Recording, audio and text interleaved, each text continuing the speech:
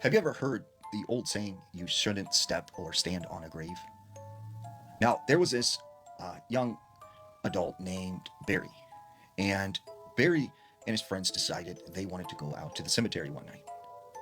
Now, this cemetery was known to be haunted, and there were all these stories and legends.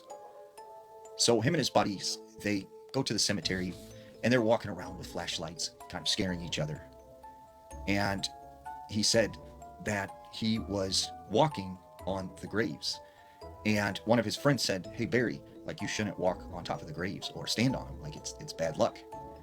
And Barry said, "What are you talking about? Like I don't believe in any of that." So he starts stomping on this grave and then like spits on it and is like, What's gonna happen to me? A ghost gonna get me?" So he said, while they were in the cemetery, nothing really happened. So he didn't think anything of stepping on the grave or anything. Well, when he got back home, he just had kind of this bad feeling that maybe he shouldn't have done that.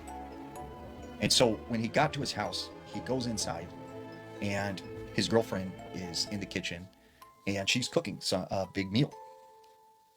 Barry says, "Hey, what's up?" and stuff. And she goes, "Where'd you go?" And he goes, "Oh, I went out to the cemetery with some of my buddies." Well, as he's talking to his girlfriend, he sees someone standing behind her. And he's like who's behind you? And she's like, "What do you mean?" And he's like, do you have a guy in the house or something? Like, who's behind you? And she looks around and she's like, "What are you talking about? There's no one behind me." And he said, there's a guy standing behind you. And like she couldn't see him, but he could see this guy, like, and he was wearing a flannel and jeans and boots, and he had just this very pale, long face, this brown kind of shaggy hair, and a longer kind of beard. And he's just standing behind his wife. And Barry's kind of like, "What's going on? Like, you don't see that?" And she's like, "No, I don't. Or you're starting to scare me." So Barry's like, "Whatever." He goes out of the room. He comes back. He doesn't see the guy anymore. And so that night, right, he is laying in bed, and his girlfriend's right next to him. He is just like tossing and turning because he can't really sleep because he's thinking about what happened at the cemetery.